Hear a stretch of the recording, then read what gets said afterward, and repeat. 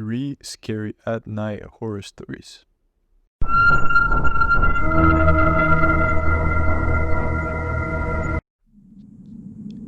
This person or creature is why I will never open my window at night again. This is a true story and it haunts me every single night. It all started on a Tuesday night around 2 o'clock in the morning. I'm lying alone in bed in the dark and my window is cracked open. I prefer having a breeze at night to stay cool. I open my window every single night. It doesn't really matter if it's hot, cold, windy, or rainy for that matter. I will open my window. Anyways, to explain, all of a sudden this weird noise started. I remember my eyes rapidly opening and the shivers being brought down to my spine. It was very paralyzing and made my whole body jolt like a shockwave running through my nerves. This sensation is especially intense at night when you're startled by a noise like your old house resting. But this was unlike anything I've ever experienced. To start, the noise that scared me seemed to be a man shouting from a quarter of a mile away. I thought to myself that this was extremely unusual. I live in a desolate area and I don't have many neighbors around, so it couldn't have been them. I live in a woodsy area, in a humble neighborhood. Most people who live here are hermits and don't really leave their homes unless it's for the bi-weekly grocery shopping or leaving in the morning to go to work.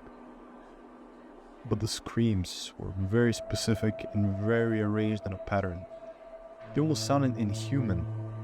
A loud but faint yell would sound about every 2 seconds and the yells were unintelligible and just weird words that lasted for about 1 to 2 syllables. It was almost perfect, sounding like a recording of a shout, played again and again and again, but for hours.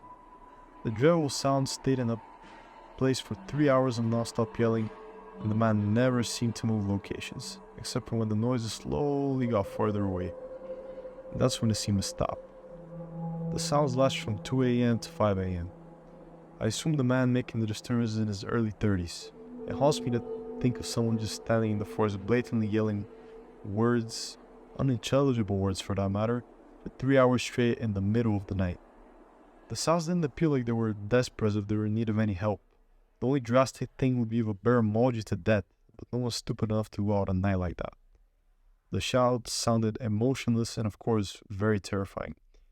I eventually was able to catch my breath and peek out the window.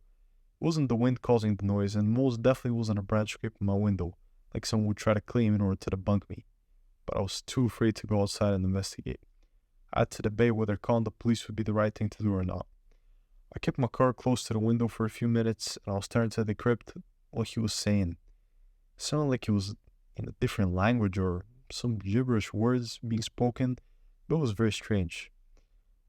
I know I'm not crazy and I know what I heard. I will probably never open my window ever again, since I don't want to find out who or what was making those sounds, and I definitely don't want them to come back. Does anyone know what this could be? I asked my neighbors if they heard, and only 4 of them claimed they did. We all don't know what it was. This is a true story from when I still used to work night shifts. I don't do night shifts anymore, but for years I did night shifts in a residential care facility. In fact, multiple residential care facilities. One of the spookiest was in the sole charge dementia facility, with 15 D3 residents and no one but me to keep an eye on them all. Around 3 a.m. in the morning, after doing an intentional round where you check all the residents are safe and well, I hear the doorbell ring. I get a sudden wave of goosebumps because this is a secure facility and it's pretty much the middle of the night. I go and look out the window and there's no one there. I blow it off as being a hallucination, a random one in fact. 10 minutes later, it rings again. I am near peeing myself. I go back to the window and check again. No one was there, but I look across the street and a very strange car is parked there. I take a photo of it just in case, and then I go back to my station where I've been playing a game of Match the Card Suits with a delightful but very demented lady. I sit down and she looks at me and says, "What the gentleman want, dearie? He looked like he had a bad night and needs a cuppa." A cuppa is a cup of tea, to what she's referring to. Chills go down my spine, but I brush it off as being hallucinations, since it's common in patients with dementia and this lady is particularly prone to not being oriented at time or even place for that matter. The doorbell rings again, Less than 5 minutes later, and this time I'm freaking out. Another one of my residents is up walking the hallway, painting with a clean paintbrush to keep him occupied. I pass him on the way to the front window and he turns to me and says, "Don't answer the door alone, he might hurt you," for carrying on painting. I'm almost peeing myself, I'm trying not to cry, and I don't know what to do. I'm a single 23-year-old female in charge of 15 people with varying stages of dementia, and the doorbell keeps ringing in the middle of the night, and it's a weekend, so on my non-call answer the phone, she never does on the weekends. I look out the window and see the same car as before, and as I'm looking around I see a shadow move in front of the door. A person walks around the corner and then looks straight in the window next to me. We make eye contact and I scream. My residents start freaking out, I'm freaking out, and the guy just runs, just bolts out of there. I call the police, they turn up. It's chaos because I have 15 residents who have all been woken by the commotion, and now I have 2 police officers in their space. My own call isn't answering her phone again, and I'm struggling to deal with the whole situation. Eventually, after many cups of tea and Milo and 2 lots of PRN meds to be particular, for the more challenging residents, we're mostly settled. It's now 7 a.m. and the handover shift arrives of a nurse and a caregiver. The man with the umbrella. I was walking home, my earphones plugged in, taking my usual path through the park to my house. School had just finished, so it was nearly nighttime, and it had begun raining. There's usually no one on the path I take, so my mother trusts me to walk alone. I walk through a lot of puddles until I get to a more secluded area, covered by more natures and trees. Everything's fine until I spot him. There was a man in the middle of the path holding an umbrella. He's wearing a suit, it's all black, and the tie is particularly a bright reddish color. I can't see his face since it's covered by the intimidating umbrella. I stop my tracks to take a glimpse of this strange man. I get goosebumps from just staring at him. "Hello?" I manage to utter out. He doesn't make a sound. He just creepily waves at me. I shake the odd feeling and run past him.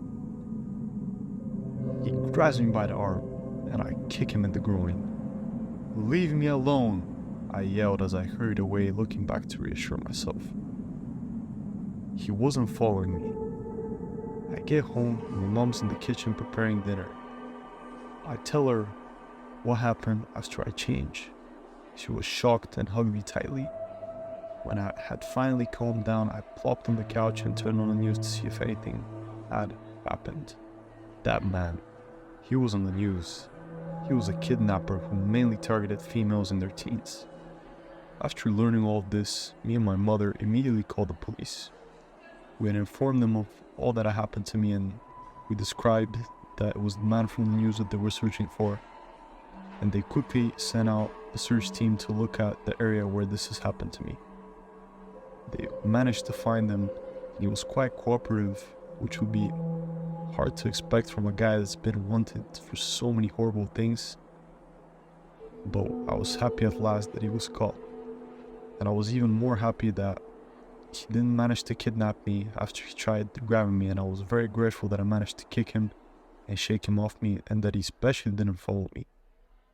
Even though they caught him, to this day I still feel shaky when walking by myself.